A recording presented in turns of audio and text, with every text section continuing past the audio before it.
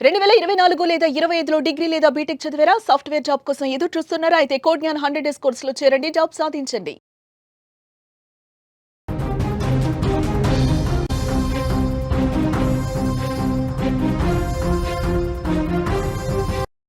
British ఉక్కు సంకెళ్లతో ఉన్న భరతమాతను విడిపించుకునేందుకు 1905లో ప్రతి భారతీయుడు స్వదేశీ ఉద్యమంలో అడుగుపెట్టాడు.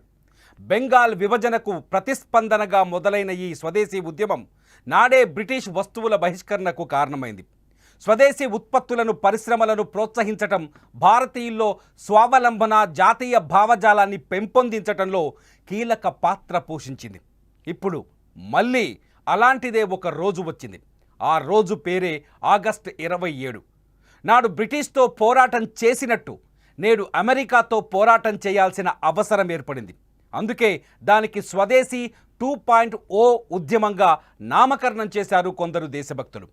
50% టారిఫ్లతో భారతదేశ అభివృద్ధికి అడ్డంకిగా మారాలి అనుకుంటున్న అమెరికాకు బుద్ధి చెప్పాలి అంటే మన దేశంలోని అమెరికా వస్తువులను, సేవలను బహిష్కరించాలనే నినాదాన్ని తెరపైకి తెస్తున్నారు కొందరు దేశభక్తులు. ట్విట్టర్, ఫేస్బుక్ వంటి విదేశీ కమ్యూనికేషన్ మాధ్యమాల్లోనే ఈ చర్చ వేగంగా జరుగుతోంది. అయితే అమెరికా వస్తు బహిష్కరణ జరగాలి అంటే మన భారతదేశ వస్తువుల వినియోగం పెరగాలి అంటున్నారు. ఏకంగా ప్రధాని మోదీనే స్వదేశీ నినాదం ఎత్తుకున్నారు. భారతదేశం పురోభివృద్ధి చెందాలి అంటే భారతీయులు స్వదేశీ వస్తువులను విరివిగా వాడాలని సూచిస్తున్నారు. అప్పుడే మనం విదేశాలపైన ఆధారపడకుండా ఆత్మనిర్భర్ భారత్గా అవతరిస్తామని పిలుపునిస్తున్నారు. అహ్మదాబాదులో ప్రధాని మోదీ చేసిన ఆ వ్యాఖ్యలను ఒక్కసారి వినండి.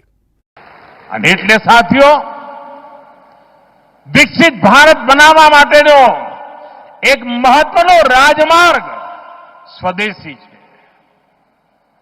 મહત્વનો રાજમાર્ગ આત્મનિર્ભર ભારત છે. અને જે લોકો વસ્તુઓ બનાવે છે, મેન્યુફેક્ચરિંગ કરે છે, પ્રોડક્શન કરે છે, એમને મારી વિનંતી છે કે मैं उत्तरोत्तर તમે તમારી ક્વોલિટી और સુધારો, એની કિંમત और ઘટાડો. તમે જુઓ હિન્દુસ્તાનનો માનવી ક્યારે બહારથી કશું લેશે નહીં. ఇది ప్రధాని మోదీ వ్యాఖ్యలు విన్న తర్వాత దేశవ్యాప్తంగా, ఒక రకంగా చెప్పాలంటే దేశవ్యాప్తంగా బాయ్కాట్ అమెరికా అనే నినాదం భారీ ఎత్తున సోషల్ మీడియా వేదికల్లో కావచ్చు, కొన్ని సంస్థల్లో కావచ్చు బలంగా వినిపిస్తుంది. ముఖ్యంగా చాలామంది ఎప్పుడైతే అమెరికా 50% సుంకాలు విధించడం భారతదేశం పైన, రష్యా నుంచి ఆయిల్ కొనుగోలు చేయొద్దని ఆంక్షలు విధించడం, అంతేకాదు భారత ఆర్థిక వ్యవస్థను డెడ్ ఎకానమీగా ప్రస్తావించడం అమెరికా అధ్యక్షుడు డొనాల్డ్ ట్రంప్ నిన్న కూడా వైట్ హౌస్లో భారతదేశాన్ని నేను బెదిరించాను, పాకిస్తాన్తో యుద్ధం చేయకుండా మోదీకి ఫోన్ చేశానని తప్పుడు ప్రచారం చేయడం, ఇదంతా ప్రపంచ వేదిక పైన అమెరికా భారత్తో యుద్ధం చేస్తున్నట్టుగానే భావించాలి. ఈ యుద్ధం పేరు, ఈ యుద్ధానికి తుపాకులు అక్కర్లేదు, ఆయుధాలు అక్కర్లేదు, సైన్యం అక్కర్లేదు. ప్రపంచ వేదికల పైన భారతదేశ గౌరవాన్ని, కీర్తిని తగ్గించే ఉద్దేశంతో డొనాల్డ్ ట్రంప్ ఈ వ్యాఖ్యలు చేస్తున్నారని ప్రపంచమంతా అర్థం చేసుకుంటుంది. ఇప్పటికే ట్రంప్ వ్యాఖ్యలకు వ్యతిరేకంగా భారతదేశానికి మద్దతుగా 40 దేశాలు అండగా నిలబడుతున్నాయి. అమెరికాను వ్యతిరేకించే దేశాలన్నీ ప్రధాని మోదీ వెనక నిలబడుతున్నాయి, ప్రధాని మోదీ నాయకత్వాన్ని కోరుకుంటున్నాయి. ఎందుకంటే ప్రపంచంలో అత్యంత ప్రజాదరణ కలిగిన నాయకుడిగా భారత ప్రధాని మోదీ మొదటి స్థానంలో ఉన్నాడు. డొనాల్డ్ ట్రంప్ చివర 4వ స్థానంలో ఉన్నాడు. డొనాల్డ్ ట్రంప్ వ్యాఖ్యలు, డొనాల్డ్ ట్రంప్ నిర్ణయాలు, అమెరికా అధ్యక్షుడిగా రెండోసారి బాధ్యతలు చేపట్టిన తర్వాత ప్రపంచం పూర్తి స్థాయిలో వ్యతిరేకిస్తుంది. అయితే ఈ వ్యతిరేకత ప్రపంచ వేదికలపైన అయితే సరిపోదు, భారతదేశం లోపల కూడా జరగాలి అని ఇప్పుడు భారతీయుల్లో చాలామంది కోరుకుంటారు. ముఖ్యంగా ఫారిన్ వస్తువులను, విదేశీ వస్తువులను, చాలామంది ఇంపోర్టెడ్ వస్తువులు, ఇంపోర్టెడ్ డిజైన్స్, ఇంపోర్టెడ్ విస్కీ తాగాలన్నా కూడా ఇంపోర్టెడ్ విస్కీ కావాలి, ఇంపోర్టెడ్ డ్రెస్సులు కావాలి, ఇంపోర్టెడ్ కార్స్ కావాలి. ఆ డబ్బున్న ప్రతి ఒక్కరు విదేశీ వస్తువులపైన ప్రేమ చూపిస్తారు, కానీ మన స్వదేశీ వస్తువులను పట్టించుకోవడం మానేస్తారు. Made in India, voice of vocal for local అనే నినాదాల్ని ఎప్పుడూ ఏ ధనవంతుడు పట్టించుకున్న సందర్భాలు లేవు. కానీ సామాన్యుడు ఈ యుద్ధాన్ని నడిపించడం మొదలుపెట్టాడు. కానీ ఈ యుద్ధానికి, ఈ స్వదేశీ 2.0 ఉద్యమానికి, యుద్ధానికి ఇప్పుడు భారతదేశంలో భారీ ప్రతిస్పందన కనిపిస్తుంది. ముఖ్యంగా ఒకసారి పంజాబ్లోని లవ్లీ ప్రొఫెషనల్ యూనివర్సిటీకి వెళ్దాం. లవ్లీ ప్రొఫెషనల్ యూనివర్సిటీ చాలా ధైర్యంగా, చాలా గొప్పగా ఒక నిర్ణయం తీసుకుంది.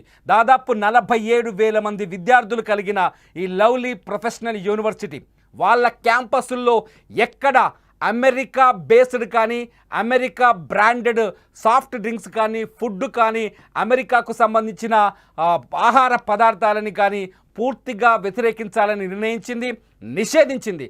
ఇప్పటి నుంచి లవ్లీ ప్రొఫెషనల్ యూనివర్సిటీలో అమెరికాకు సంబంధించిన ఏ సాఫ్ట్ డ్రింక్స్ దొరకవు, ఏ ఆహార పదార్థం కూడా దొరకదు. ఎందుకంటే భారతదేశంలో రైతుల ప్రయోజనాలని, మత్స్యకారుల ప్రయోజనాలని, అలాగే పశు పెంపకందారుల ప్రయోజనాలని దెబ్బతీసే విధంగా అమెరికా ఈ టారిఫ్లను తీసుకొచ్చింది.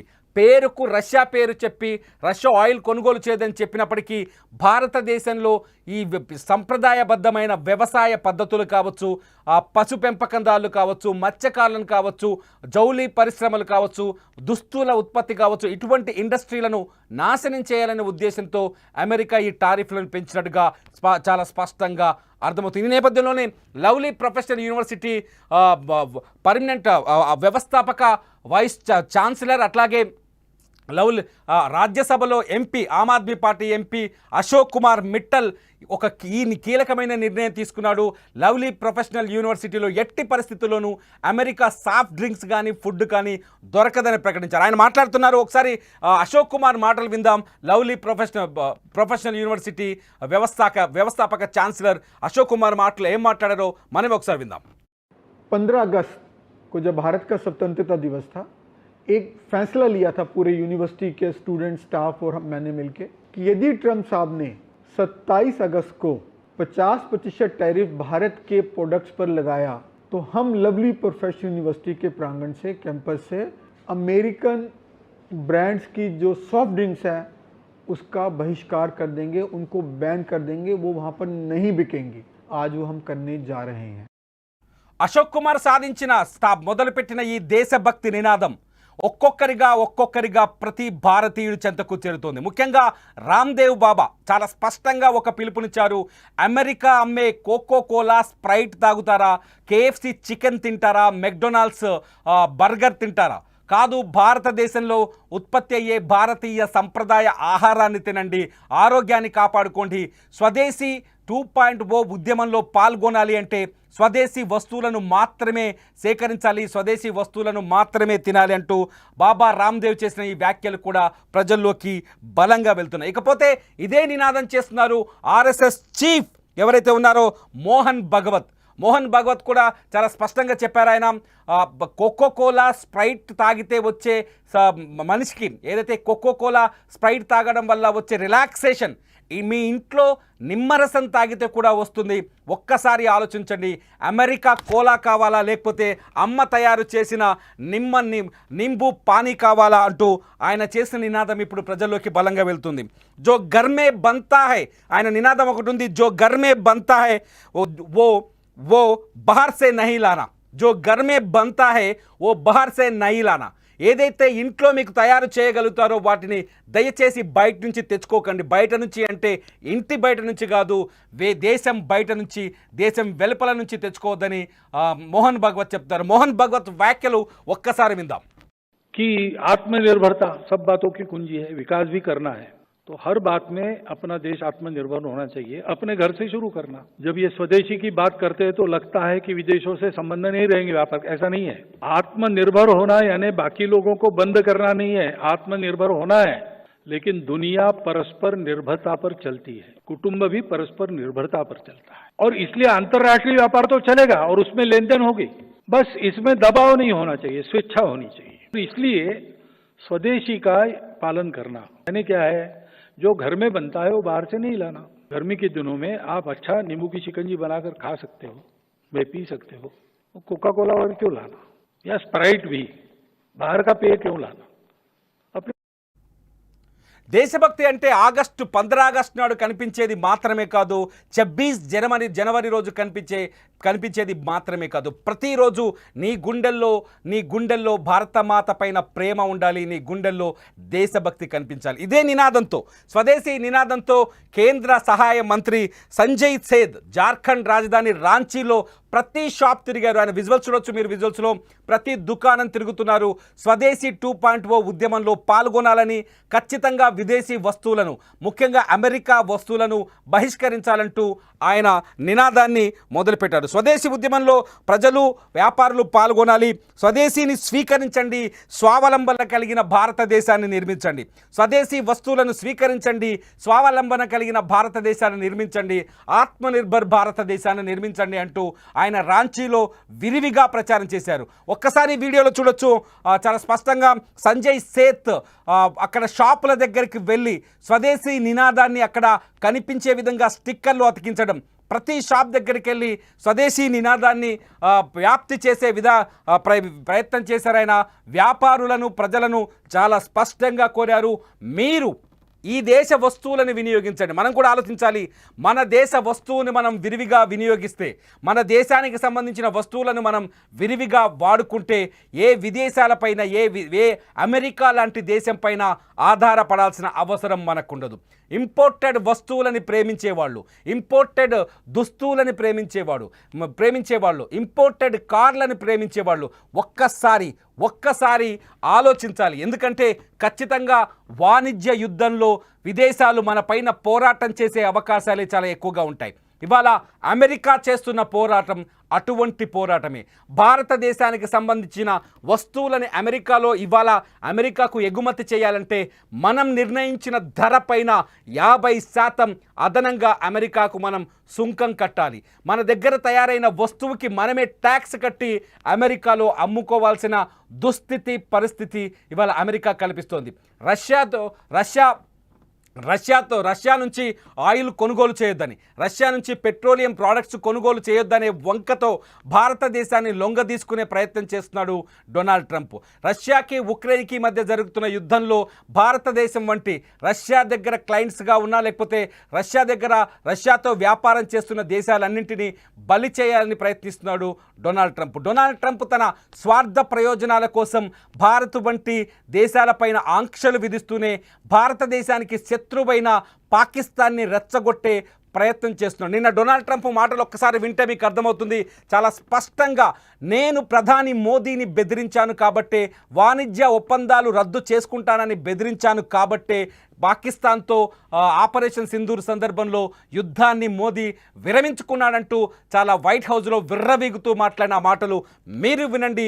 ఇప్పుడైనా ఆలోచించండి, స్వదేశీ వస్తువులు కావాలా, విదేశీ వస్తువులు కావాలా?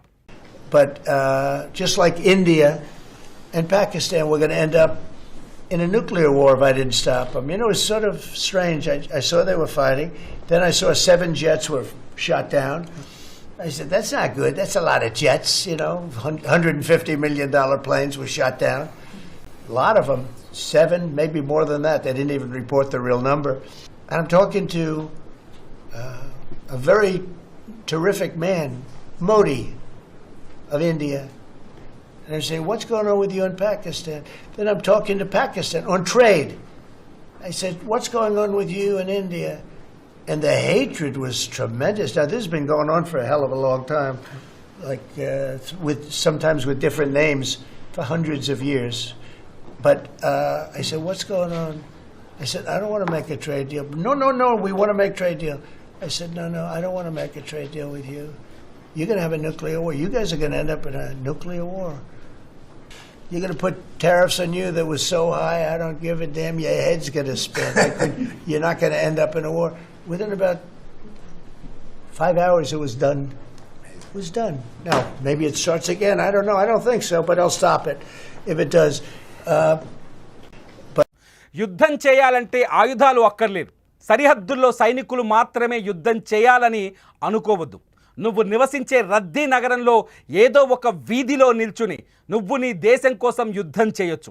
నువ్వు తినే తిండితో యుద్ధం చేయొచ్చు, నువ్వు వాడే వస్తువులతో యుద్ధం చేయొచ్చు, నువ్వు మాట్లాడే మాటలతోనూ యుద్ధం చేయొచ్చు. ఇంట్లో హాల్లో కూర్చొని వంటగదిలో నిలబడి షాపింగ్ చేస్తూ కూరగాయలు కోస్తూ అన్ని చోట్ల నువ్వు యుద్ధం చేయొచ్చు. నువ్వు చేసే యుద్ధం నీ నిర్ణయం మీదే ఆధారపడి ఉంటుంది. భారత్ పైన సుంకాల భారాన్ని పెంచే అమెరికా వంటి దేశాలతో పోరాటం చేయాలంటే ఆయుధాలు సరిపోవు, కఠినమైన నీ నిర్ణయం మాత్రమే సరిపడుతుందని చెబుతోంది నేటి ప్రపంచం.